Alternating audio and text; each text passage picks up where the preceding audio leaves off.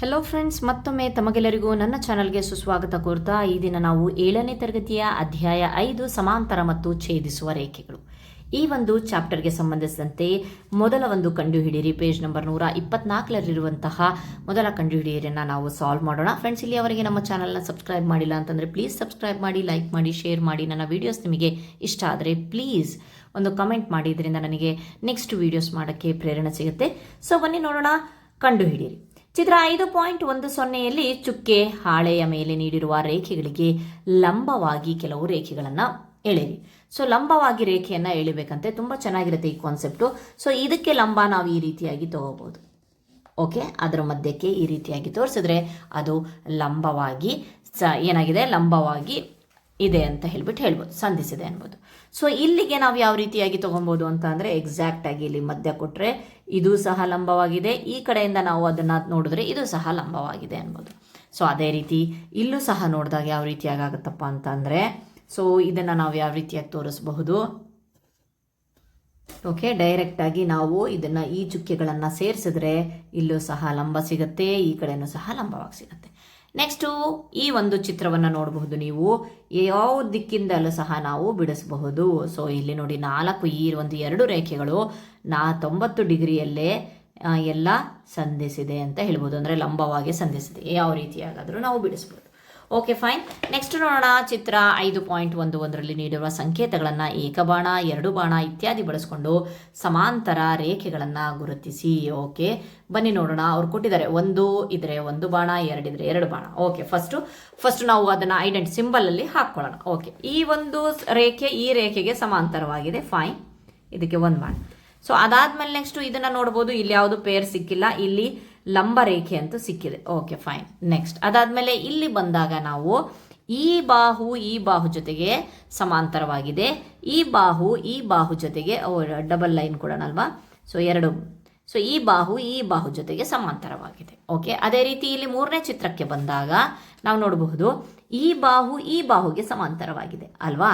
So next ಯಾವ ಬಾಹು ಇದೆ, ಸೊ ಇಲ್ಲಿ ಕಾಣಿಸ್ತಿದೆಯಲ್ವಾ, ಈ ಬಾಹು ಜೊತೆಗೆ ಈ ಬಾಹು ನೀವು ನೋಡಬಹುದು. ನಾನು ಇಲ್ಲಿ ಲೈನ್ ಹಾಕ್ತೀನಿ, ಈ ಬಾಹು ಜೊತೆಗೆ ಈ ಬಾಹು ಸಮಾಂತರವಾಗಿದೆ. ಓಕೆ, ಇದಕ್ಕೆ 2 ಬಾಣದ ಗುರುತನ್ನು ಹಾಕೋಣ. So fine. ನೆಕ್ಸ್ಟ್ ಈ ಬಾಹು ಜೊತೆಗೆ ಸಮಾಂತರವಾಗಿದೆ, ಇದಕ್ಕೆ ನಾನು 3 ಬಾಣದ ಗುರುತನ್ನು ತೋರಿಸ್ತೇನೆ. ಓಕೆ, ನೆಕ್ಸ್ಟ್ ಇಲ್ಲಿ ಈ ಒಂದು ತ್ರಿಭುಜದಲ್ಲಿ ಯಾವ ಒಂದು ಬಾಹುಗಳು ಯಾವುದಕ್ಕೂ ಸಹ ಸಮಾಂತರವಾಗಿಲ್ಲ ನೋಡಬಹುದು, ಬಟ್ ಇವು ಲಂಬವಾಗಿ ಛೇದಿಸ್ತಾ ಇದೆ. ಸೊ ಹಾಗಾಗ್ಬಿಟ್ಟು ನಾವು ಇಲ್ಲಿ ಲಂಬ ಒಂದು ಪರ್ಪೆಂಡಿಕ್ಯುಲರ್ ಅಂತ ಹೇಳಿ ತೋರಿಸ್ಬೋದು. ಸೊ ನೆಕ್ಸ್ಟ್ ಈ ಲಾಸ್ಟ್ ಚಿತ್ರದಲ್ಲಿ ಯಾವ ರೀತಿಯಾಗಿದೆ ನೀವು ನೋಡಿ. ಸೊ ಇಲ್ಲಿ ಲಂಬ ಕಾಣಿಸ್ತಾ ಇದೆ, ಎಕ್ಸಾಕ್ಟ್ ಆಗಿ ಲಂಬವಾಗಿ ಇದಾಗ್ತಾ ಇದೆ, ಇಲ್ಲೂ ಸಹ ಲಂಬವಾಗಿದೆ. ಸೊ ಈಗ ನಾವು ನೋಡೋಣ ಯಾವುದು ಸಮಾಂತರ ರೇಖೆ. ಕಣ್ಣಿಗೆ ಡೈರೆಕ್ಟಾಗಿ ಕಾಣಿಸ್ತಾ ಇದೆ, ಈ ರೇಖೆ ಜೊತೆಗೆ ಈ ರೇಖೆ ಸಮಾಂತರವಾಗಿದೆ, ಈ ರೇಖೆ ಜೊತೆಗೆ ಈ ರೇಖೆ ಸಮಾಂತರವಾಗಿದೆ. ಇದನ್ನು ಬಿಟ್ಟು ಮತ್ತೆ ಇದೇನು, ಇದು ಯಾವುದ್ರ ಜೊತೆಗೂ ಸಹ ಸಮಾಂತರವಾಗಿಲ್ಲ. ಸೊ ಇದಕ್ಕೆ ರಿಲೇಟೆಡ್ ಆಗಿ ಕ್ವಶನ್ ಅನ್ನು ಕೊಟ್ಟಿದ್ದಾರೆ, ಯಾವ ರೀತಿಯಾಗಿ ಅಂತಂದರೆ, ನೀವು ಲಂಬ ರೇಖೆಯನ್ನು ಹೇಗೆ ಗುರುತಿಸಿದಿರಿ ಅಂತ ಹೇಳಿ. ಸೊ ಇಲ್ಲಿ ಯಾವ ರೇಖೆಗಳು, ಈ ಕ್ವಶನಿಗೆ ನೀವು ಲಂಬ ರೇಖೆಗಳನ್ನು ಹೇಗೆ ಗುರುತಿಸಿದಿರಿ ಅಂತ ಅಂದರೆ, ಸೊ ನಾವಿಲ್ಲಿ ನೋಟ್ಸಲ್ಲಿ ಯಾವ ರೀತಿಯಾಗಿ ಬರೀಬೇಕು ಅಂತ ಅಂದರೆ, 2ನೇ ಕ್ವಶನ್ನು ಮೊದಲನೇ ಕ್ವಶನ್ ಅಂತೂ ನಿಮ್ಮ ಡೈರೆಕ್ಟ್ ಟೆಕ್ಸ್ಟ್ ಬುಕ್ಕಲ್ಲೇ ಇದೆ, ಸೊ ಅಲ್ಲೇ ನೀವು ಮಾರ್ಕ್ ಮಾಡ್ಕೊಬಹುದು. ಸೊ ನೀವು ಲಂಬ ರೇಖೆಗಳನ್ನು ಹೇಗೆ ಇದು ಮಾಡ್ತಂದರೆ, ಯಾವ ರೇಖೆಗಳು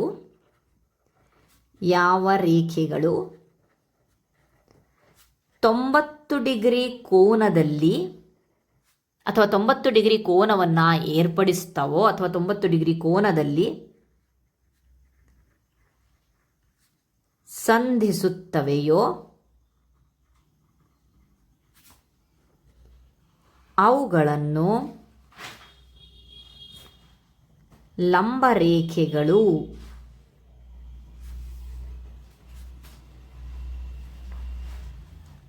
ಎನ್ನುತ್ತೇವೆ.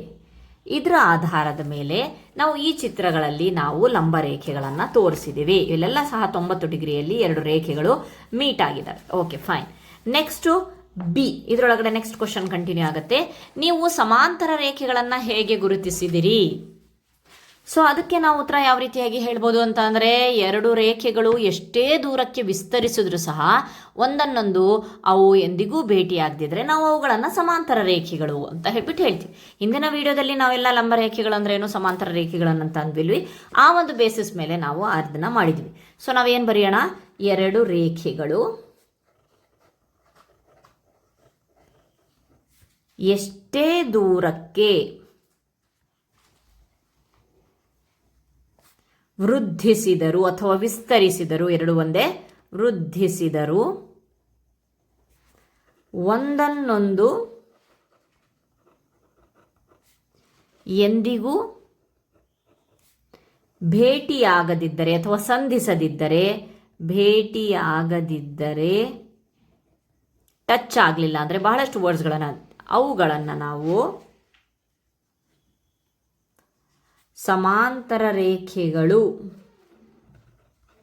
ಸಮಾಂತರ ರೇಖೆಗಳು ಎಂದು ಕರೆಯಲಾಗುತ್ತದೆ ಅಥವಾ ಎಂದು ಕರೆಯುತ್ತೇವೆ ಅಂತ ಹೇಳಿದ್ರೆ ಆಯಿತು.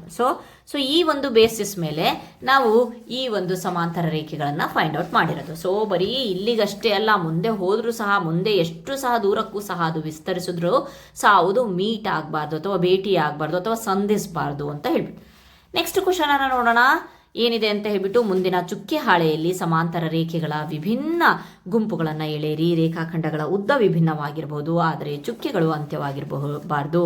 ಸೊ ಚುಕ್ಕೆ ಹಾಳೆ ಅಂತ ಅಂದ್ರೆ ಏನು, ಇಲ್ಲಿದೆಯಲ್ವಾ ಈ ರೀತಿಯಾದಂಥ ಚುಕ್ಕೆ ಹಾಳೆ. ಸೊ ಈ ಒಂದು ಟೆಕ್ಸ್ಟ್ ಬುಕ್ಕಲ್ಲಿ ಲಾಸ್ಟ್ ಪೇಜಸ್ಸಲ್ಲಿ ಚುಕ್ಕೆ ಹಾಳೆಗಳನ್ನು ಕೊಟ್ಟಿಲ್ಲ, ಬಟ್ 6ನೇ ಕ್ಲಾಸಲ್ಲಿ ಕೊಟ್ಟಿದ್ರು. ಸೊ ಇದೇ ಚುಕ್ಕೆ ಹಾಳೆಗಳನ್ನು ನೀವೇ ಸಮಾನ ಅಂತರದಲ್ಲಿ ಈ ರೀತಿಯಾಗಿ ಚುಕ್ಕೆಗಳನ್ನು ಬಿಡಿಸ್ಕೊಂಡು ನೀವೇನು ಮಾಡಿ ಅಂತಂದರೆ ಸಮಾಂತರ ರೇಖೆಗಳ ವಿಭಿನ್ನ ಗುಂಪುಗಳನ್ನಾಗಿ ಎಳೆಯಿರಿ. ಸೊ ಅದು ಯಾವ ರೀತಿಯಾಗಾದರೂ ಇರ್ಬೋದು, ಬಟ್ ಸಮಾಂತರವಾಗಿರ್ಬೋದು. ಸೊ ಇಲ್ಲಿ ಈ ರೀತಿಯಾಗಿ ಅಂತ ಕೊಟ್ಟರೆ, ಸೊ ಕೆಳಗಡೆ ಅದು ದೊಡ್ಡದಾಗಿದ್ರೂ ಸಹ ಖಂಡಗಳ ಉದ್ದ ವಿಭಿನ್ನವಾಗಿರ್ಬೋದು. ಇದು 4 ಸೆಂಟಿಮೀಟರ್ ಇದ್ದರೆ ಇದು 8 ಸೆಂಟಿಮೀಟರ್ ಇದ್ರೂ ನಡೆಯುತ್ತೆ, ಅಥವಾ ಸೇಮ್ ಸೆಂಟಿಮೀಟರ್ ಇದ್ರೂ ಸಹ ನಡೆಯುತ್ತೆ. ಇದು 3 ಸೆಂಟಿಮೀಟರ್, ಇದು 3 ಸೆಂಟಿಮೀಟರ್. ಈ ರೀತಿಯಾದಂತಹ ಚುಕ್ಕೆ ಹಾಳೆಗಳನ್ನು ಬಳಸಿಬಿಟ್ಟು ಅಂತಂದರೆ, ಸೊ ಚುಕ್ಕೆ ಕ್ಲೀನಾಗಿ ಹಾಕಿಬಿಟ್ಟು ಈಕ್ವಿ ಡಿಸ್ಟೆನ್ಸಲ್ಲಿ ಅಥವಾ ಸಮಾನ ಅಂತರದಲ್ಲಿ ಚುಕ್ಕೆಗಳನ್ನು ಹಾಕಿ ನಾವು ಇದನ್ನು ಬಿಡಿಸ್ಬೋದು. Okay fine. ನೆಕ್ಸ್ಟ್ 4ನೇ ಕ್ವಶನ್ ಕೊಡೋಣ.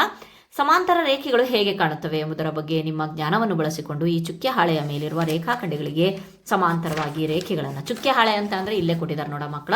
ಸೊ ಈ ರೀತಿಯಾಗಿ ನೀವು ನಿಮ್ಮ ನೋಟ್ಸಲ್ಲಿ ಹಿಂದಿನ ಒಂದು 3ನೇ ಕ್ವಶನಿಗೆ ನೀವು ಬಿಡಿಸಿ ಸಮಾಂತರ ರೇಖೆಗಳನ್ನು ಬಿಡಿಸಬೇಕಾಗತ್ತೆ. Okay fine. ಇಲ್ಲಿ ನೋಡೋಣ ಯಾವ ರೀತಿಯಾಗಿ ಇಲ್ಲಿ ABCD ಅವೆಲ್ಲ ಕೊಟ್ಟಿದ್ದಾರೆ. ಇವುಗಳಲ್ಲಿ ಕೆಲವನ್ನು ರಚಿಸುವುದು ನಿಮಗೆ ಸವಾಲಾಗಿದೆ ಅಂತ ಕ್ವಶನ್ ಕೊಟ್ಟಿದ್ದಾರೆ. ಸೊ ನೋಡಿ, ಓಕೆ ಫಸ್ಟ್ ನಾವೇನು ಮಾಡೋಣ, ಪ್ರತಿಯೊಂದಕ್ಕೂ ಸಹ ನಾವು ಸಮಾಂತರ ಒಂದು ರೇಖೆಗಳನ್ನು ಬಿಡಿಸೋಣ ಚುಕ್ಕೆ ಹಾಳೆಯನ್ನು ಬಳಸಿ. ಇಲ್ಲಿ A ಕಾಣಿಸ್ತಾ ಇದೆಯಲ್ವಾ, ಈ Aಗೆ ನಾನು ಇಲ್ಲೊಂದು ಬಿಡಿಸ್ತೀನಿ, ಕಲರ್ ಚೇಂಜ್ ಮಾಡಿದ್ದೀನಿ ನಿಮಗೆ ಗೊತ್ತಾಗೋದಕ್ಕೆ. ಇದು ಈ ಒಂದು ರೇಖೆಗೆ ಸಮಾಂತರವಾಗಿದೆ. ಇಲ್ಲಿ B ನಿಮಗೆ ಕಾಣಿಸ್ತಾ ಇದೆ, B ಕಾಣಿಸ್ತಿದೆಯಲ್ವಾ, ಅದಕ್ಕೆ ನಾನು ಇಲ್ಲೊಂದು ಕೊಡ್ತೇನೆ. ಸೊ ಇದಕ್ಕೆ ಈ ರೇಖೆ ಸಮಾಂತರವಾಗಿದೆ. ಸೊ ಬನ್ನಿ ನೋಡೋಣ. ನೆಕ್ಸ್ಟ್ C ಇದೆಯಲ್ವಾ, C ರೇಖೆಗೆ ಯಾವುದು ಬಂದಿದೆ ಅಂತಂದರೆ ಇಲ್ಲಿ ಅದರ ಪಕ್ಕನೆ ಇನ್ನೊಂದು ಸಮಾಂತರ ರೇಖೆ, ಅದು ದೊಡ್ಡದಾಗಿರ್ಬೋದು ಚಿಕ್ಕದಾಗಿರ್ಬೋದು, ಬಟ್ ಸಮಾಂತರವಾಗಿರಬೇಕು. ಓಕೆ, ಅದಾದಮೇಲೆ ನೆಕ್ಸ್ಟ್ Dಗೆ, ಸೊ ಈ ಚುಕ್ಕೆ ಈ ರೀತಿಯಾಗಿ ಬಿಡಿಸಿದರೆ ಒಂಥರ ಆಟ ಇದು. ಡಾಟ್ಸ್ ಪೇಪರನ್ನು ಬಳಸೋದು ಬಹಳ ಈಸಿ. ಅದಾದಮೇಲೆ ನೆಕ್ಸ್ಟ್ Gಗೆ ಬಂದಾಗ, ಸೊ ನಾವು ಮೇಲಾದರೂ ಬಿಡಿಸ್ಬೋದು, ಇಲ್ಲಿ ಕೆಳಗಡೆ ಆದರೂ ಬಿಡಿಸಬಹುದು. ಇಲ್ಲಿ ನೋಡಿ, ಓಕೆ ಫೈನ್. ನೆಕ್ಸ್ಟ್ Hಗೆ ಬಂದಾಗ ಅದೇ ರೀತಿ ನೀವು ನಾನು ಚಿಕ್ಕದಾಗಿ ಬಿಡಿಸಿದ್ರು ಸಹ ನಾನು ಬಿಡಿಸಬಲ್ಲೆ. ಸೊ ಆಮೇಲೆ ಇಲ್ಲೊಂದು ನೀವು ಡಿಫ್ರೆನ್ಸ್ ನೋಡ್ಬೋದು ಯಾವ ರೀತಿಯಾಗಿ ಅಂತಂದರೆ, ಇಲ್ಲಿ ಇದು G ಇದೆಯಲ್ವಾ, ಇದು ಎಕ್ಸಾಕ್ಟ್ ಒಂದು ಇದ್ರ ಮೇಲಿಲ್ಲ, ಯಾವುದ್ರ ಮೇಲಿಲ್ಲ, ಈ ಒಂದು ಚುಕ್ಕೆಗಳ ಮೇಲ. ಇಲ್ಲೊಂದು ಚುಕ್ಕೆ ಇದೆ, ಇಲ್ಲೊಂದು ಚುಕ್ಕೆ ಇದೆ, ಇಲ್ಲೊಂದು ಚುಕ್ಕೆ ಇದೆ, ಇಲ್ಲೊಂದು ಚುಕ್ಕೆ ಇದೆ. ಸೊ ನಾವು ಅದೇ ರೀತಿ ಮಾಡಬೇಕಾಗತ್ತೆ. ಇಲ್ಲೊಂದು ಚುಕ್ಕೆಯನ್ನು ತಗೊಂಡು ಒಂದು ಸ್ವಲ್ಪ ಲೈನನ್ನು, ಸೊ ಬೇರೆ ಒಂದು ಇದ್ರೊಳಗಡೆ ಬಿಡಿಸ್ತೇನೆ. ಸೊ ಅದನ್ನು ನಾನು ನಿಮಗೆ ಹೇಳಬೇಕಾಗಿತ್ತು. ಸೊ ಈಗ ನೋಡಿದೆ ಜಸ್ಟ್, ಬಟ್ ಸಮಾಂತರ ಇದೆ, ಬಟ್ ಚುಕ್ಕೆಯನ್ನು ಬಿಟ್ಟಿದೆ, ಸ್ವಲ್ಪ ಬಹಳ ಹುಷಾರಾಗಿ ಮಾಡಬೇಕಾಗತ್ತೆ. ಸೊ ಇಲ್ಲೂ ಸಹ ನೀವು ನೋಡಬಹುದು, ಹೆಚ್ಚು ಚಿತ್ರ ನೋಡಬಹುದು. ಹೆಚ್ಚಲ್ಲಿ ಸೊ ಇಲ್ಲಿ ಒಂದು ಚುಕ್ಕೆಗೆ ಟಚ್ ಆಗಿದೆ, ಇಲ್ಲೊಂದು ಚುಕ್ಕೆಗೆ ಸ್ವಲ್ಪದಲ್ಲಿ ಟಚ್ ಆಗಿದೆ, ಇಲ್ಲಿ ಕೆಳಗಡೆ ಭಾಗದಲ್ಲಿದೆ, ಇಲ್ಲಿ ಮೇಲ್ಭಾಗದಲ್ಲಿದೆ, ಇದು ಕರೆಕ್ಟಾಗಿ ಮಿಡ್ ಪಾಯಿಂಟಿಗೆ ಇದೆ. ಸೊ ಆ ರೀತಿಯಾಗಿ ನಾವು ಇನ್ನೊಂದು ರೇಖೆನ ಸಹ ಡೈರೆಕ್ಟಾಗಿ ಚುಕ್ಕೆಗಳನ್ನು ಸೇರಿಸೋಂಗಿಲ್ಲ, ಸ್ವಲ್ಪ ಟಫ್ ಆಗುತ್ತೆ. Okay fine. ನೆಕ್ಸ್ಟ್ ಅದಾದಮೇಲೆ ನೆಕ್ಸ್ಟ್ F ರೇಖೆಯನ್ನು ನೋಡಿ. F ರೇಖೆ ಯಾವ ರೀತಿಯಾಗಿದೆ ಅಂತ ಹೇಳಿ, ಇಲ್ಲಿಂದ ಚುಕ್ಕೆಗಳೇ ಸೇರಿಸಿಲ್ಲ, ಸೊ ಮಧ್ಯಕ್ಕೆ ಎಳ್ಕೊಂಡು ಹೋಗಿದ್ದಾರೆ, ಲಾಸ್ಟ್ ಎಂಡ್ಗೆ ಸೇರಿದ್ದಾರೆ. ಸೊ ಇದೇ ರೀತಿ ಡಾಟನ್ನು ನಾವು ಬಳಸಬೇಕು ಅಂತಂದ್ರೂ ಸಹ ಡಿಫಿಕಲ್ಟ್ ಆಗುತ್ತೆ. ಸೊ ಇಲ್ಲೂ ಅಷ್ಟೇ, ಯಲ್ಲಿ ನಾವು ನೋಡಬಹುದು, ಇಲ್ಲಿಂದ ಇಲ್ಲಿಗೆ ಬರೀ 2 ಒಂದು ಚುಕ್ಕೆಗಳನ್ನು ಬಳಸಿ ಮಾಡಿದ್ದಾರೆ. ಸೊ ಇಲ್ಲೂ ಸಹ ನಾವು ನೆಕ್ಸ್ಟ್ ತೊಗೊಂಡ್ವಿ ಅಂತ ಅಂದರೆ, ನಾವಿಲ್ಲೂ ಸಹ ಯಾವ ರೀತಿಯಾಗಿ ಮಾಡಬೇಕು ಅಂತಂದರೆ ಸ್ವಲ್ಪ ಟಫ್ ಆಗುತ್ತೆ. ಸೊ ನಾವು ಬಿಡಿಸಬಹುದು ಯಾವ ರೀತಿಯಾಗಿ ಅಂತಂದರೆ, ಇಲ್ಲೊಂದು ಚುಕ್ಕೆ ಮಧ್ಯಕ್ಕೆ ಇಲ್ಲಿ 4 ಚುಕ್ಕೆ ಬಿಟ್ಟಿದ್ದಾರೆ. ಸೊ ಇನ್ನೊಂದು ನಾವು ಚಿತ್ರ ತಗೋಬೇಕು ಅಂತಂದರೆ ಇಲ್ಲಿ ತೊಗೊಬೋದು. ಓಕೆ, ಇಲ್ಲೂ ಸಹ ನಾವು 4 ಚುಕ್ಕೆಗಳನ್ನು ಬಿಟ್ಟಿದ್ವಿ, ಮಧ್ಯದಿಂದ ತೊಗೊಂಡಿದ್ವಿ. ಇದು ಪ್ಯಾರಲಲ್ ಆಗುತ್ತೆ ಅಂತಂದರೆ ಸಮಾಂತರವಾಗುತ್ತೆ. ಸೊ ಅದಕ್ಕೆ ರಿಲೇಟೆಡ್ ಆಗಿ ಈ ರೀತಿಯಾಗಿ ಇರೋದ್ರಿಂದಾನೇ ನೆಕ್ಸ್ಟ್ ಕ್ವಶನ್ಸ್ಗಳನ್ನು ಕೊಟ್ಟಿರೋದು. ಏನಂತ ಹೇಳಿಬಿಟ್ಟು,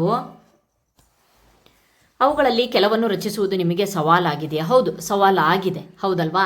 ಸೊ ಸಮಾಂತರ ರೇಖೆಗಳನ್ನು ಬಿಡಿಸುವಾಗ ಅವುಗಳ ನಡುವಿನ ಅಂತರವನ್ನು ಎಲ್ಲೆಡೆ ಸಮಾನವಾಗಿರಿಸುವ ಮೂಲಕ ಇಲ್ಲಿ ಬಿಡಿಸಬೇಕಾಗತ್ತೆ. ಕೆಲವು ರೇಖೆಖಂಡಗಳನ್ನು ಇತರವುಗಳಿಂದ ಬಿಡಿಸುವುದು ಸ್ವಲ್ಪ ನಮಗೆ ಕಷ್ಟವಾಗಿತ್ತು. ಎಷ್ಟನೇ ಕ್ವಶನ್ ಇದು? 4ನೇ ಕ್ವಶನಲ್ಲಿ ಆನ್ಸರ್ ಹೇಗೆ ನಾವು ಬರೆಯೋದು ಏನಪ್ಪ ಅಂತ ಅಂದರೆ, ಹೌದು ಕೆಲವು ರೇಖಾಖಂಡಗಳನ್ನು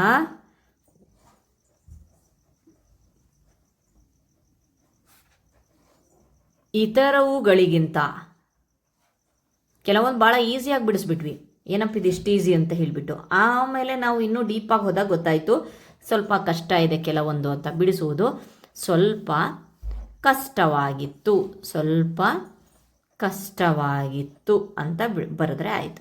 ಓಕೆ, ಏನಿದು ಮಾಡಿದ್ವೋ ನಮಗೇನು ಅಲ್ಲಿ ನಾವು ಕಷ್ಟವನ್ನು ಕಂಡುಹಿಡಿದ್ವಿ ಅದು. ಅವು ಯಾವುವು? ಹಾಗಾದರೆ ಅವು ಯಾವುವು ಅಂತ ಕೊಟ್ಟಿದ್ದಾರೆ.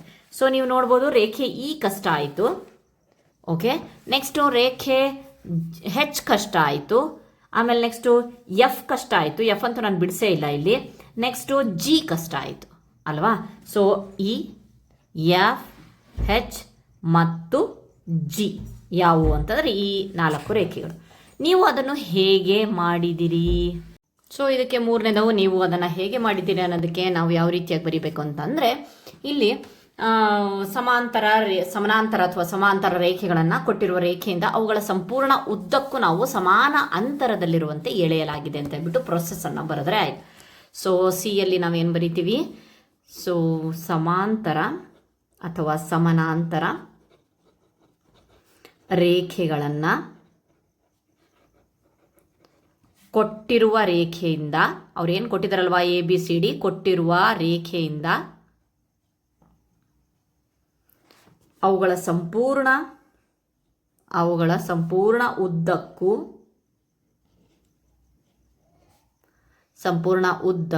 ಸಮಾನ ಅಂತರದಲ್ಲಿರುವಂತೆ